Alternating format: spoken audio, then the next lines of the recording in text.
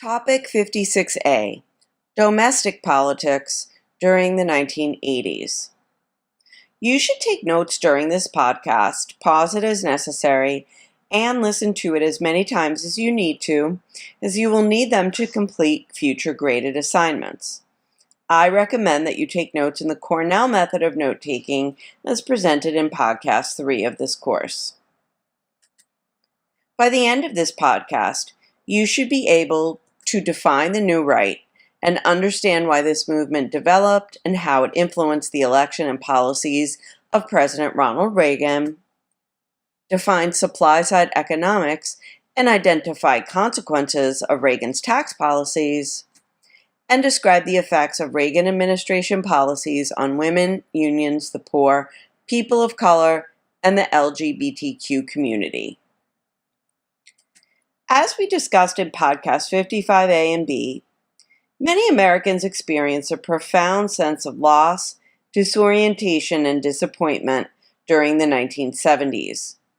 The Watergate scandal and Pentagon Papers exposed presidents' mishandling of the war in Vietnam, multiple lies to the American people, and subsequent politically illegal cover-ups and abuse of power. For the first time in its almost 200-year history, the United States left a war zone defeated. Stagflation, oil shortages, and high interest rates, along with rising unemployment, also took their toll on Americans' pocketbooks. Meanwhile, urban decay and perceptions of escalating crime, drug use, and divorce rates, and several environmental disasters contributed to the perception of a nation in decline. After President Ford pardoned Nixon for any crimes he may have committed during Watergate, and neither he nor his successor, President Carter, turned the economy around, many Americans were ready for a change. During the election of 1980, Ronald Reagan embodied this change. Reagan began acting in Hollywood during the late 1930s and served as head of the Screen Actors Guild, a union that represents actors on and off throughout the 1940s and 50s. Reagan abandoned his sense of solidarity with workers and became a motivational speaker for General Electric in the 1950s. Though a strong supporter of Franklin D. Roosevelt in the 1930s, Reagan's hatred of communism and his pro-business ideology led him to support Republicans by the late 1950s. His 1964 speech supporting conservative Barry Goldwater catapulted Reagan into the national political spotlight, and in 1966, Californians elected him their governor.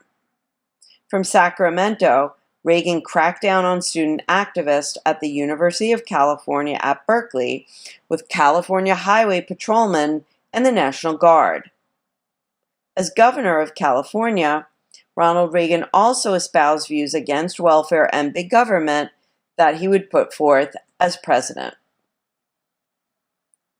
At the height of student and anti-war protests of the 1960s, a conservative reaction against the New Left began to take hold in various corners of the country.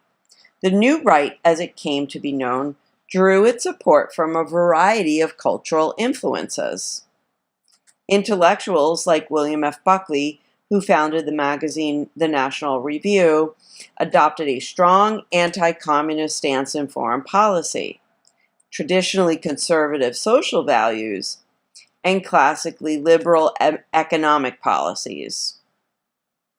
This first wave of New Right coalesced around Barry Goldwater in his 1964 bid for the presidency. Though Senator Goldwater lost to incumbent Lyndon Johnson in that race, his campaign catalyzed a second wave of New Right activism that propelled Ronald Reagan into the White House 16 years later. This later wave of New Right activism had strong ties to Christian fundamentalism.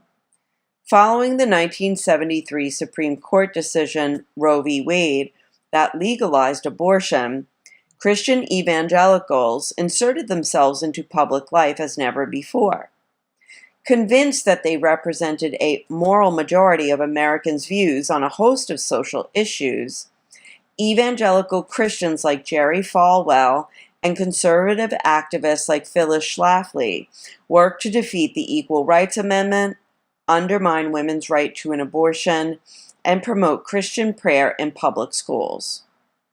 As the 1970s wore on, evangelical Christians, anti-communist, and small government conservatives coalesced to form the New Right coalition that helped elect Ronald Reagan to the White House in 1980.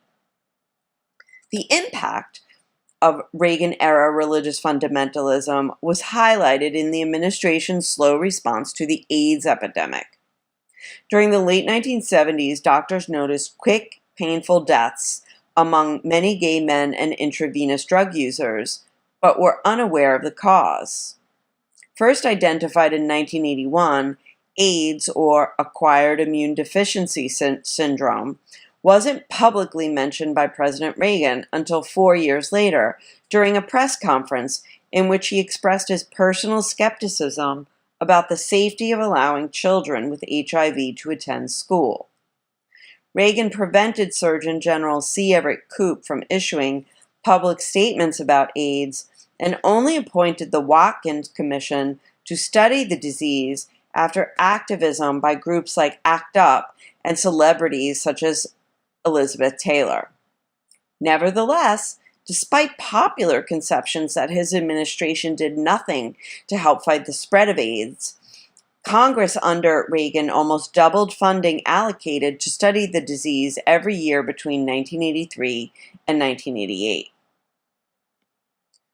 One of Reagan's first priorities after his 1981 inauguration was to fix the economy. The high inflation and low economic growth of the 1970s worried politicians and ordinary Americans alike. Some conservative economists argued against the Keynesianism of the New Deal, see Podcast 45, and predicted that decreasing taxes on the wealthiest Americans would jumpstart the lackluster economy. This supply-side economic theory argued that when the nation's top earners could spend excess earnings on consumer goods and services, rather than fork them over to the government in the form of taxes, this spending would trickle down to other Americans further down the economic pyramid in the form of new jobs.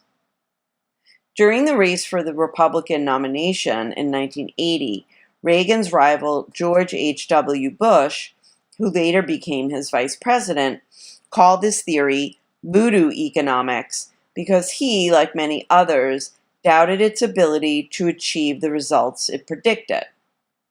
The theory also became known as Reaganomics. The Economic Recovery Tax Act of 1981 became the largest tax cut in American history, slashing the top rate from 70% to 50%, and many argue driving up the budget deficit and any income inequality for decades to come. The smaller tax base enabled Congress during the 1980s to justify cuts to social welfare programs that had become hallmarks of the social safety net since the New Deal and the Great Society. Following the conservative ideology of small government, Congress under President Reagan decreased the budgets of Medicaid, food stamps, the Environmental Protection Agency, and federal education programs. Though the Social Security and Medicare programs for older Americans remained intact, the Reagan administration tried to diminish the numbers of people with disabilities who collected Social Security disability insurance. The small government mantra of neoconservatives, however, did not apply to programs that they supported, like the military. In Podcast 56B, we'll learn about the drastic rise of military expenditures during the 1980s. Moreover, President Reagan did not hesitate to use the power of his office to curtail the power of unions. For example, When the Union of Federal Air Traffic Controllers, or PATCO, went on strike in 1981, Reagan invoked a provision in the 1947 Taft-Hartley Act that prohibited strikes by employees in government unions. After PATCO members failed to obey the president's order to return to work, he fired more than 11,000 of them on a single day. One historian has written that this action, quote, sent a clear message to the private sector that unions no longer needed to be feared, unquote. PATCO was killed, and the incidence of strikes in other private unionized sectors began to decline. As unions' power waned, so too did workers' wages, with the largest losses experienced among women and African Americans. By 2011, unions claim less than 7% of the nation's private sector employees. President Reagan also marshaled the power and the purse of the presidency to fight a war on drugs. The counterculture of the late 1960s and 70s loosened Americans' views regarding illicit drug use, but by the 1980s, many viewed such use as contributing to widespread criminality, especially in urban centers. President Reagan allocated $1.7 billion to enforce new drug laws in a 1986 bill. However, this bill has been criticized for instituting tougher sentences for possession and use of crack cocaine, used more by people of color, than for that of powder cocaine, used more by whites. While the program attempted to address the source of drugs abroad in places like Colombia, many argue that the domestic effects of the war on drugs has created a permanent underclass, stripping offenders of voting, educational, and employment opportunities because of incarceration for sometimes minor drug offenses. Advocates of drug legalization also cite annual savings of around $41 billion if enforcement and incarceration costs from the war on drugs, which exist to the present day, no longer existed. In the following podcast, we'll explore some of President Reagan's other wars, those waged in words, bullets, and bombs abroad. Before watching podcast 56B, however, take a moment to review the learning objectives for this podcast. Write out each one in a sentence or a paragraph now.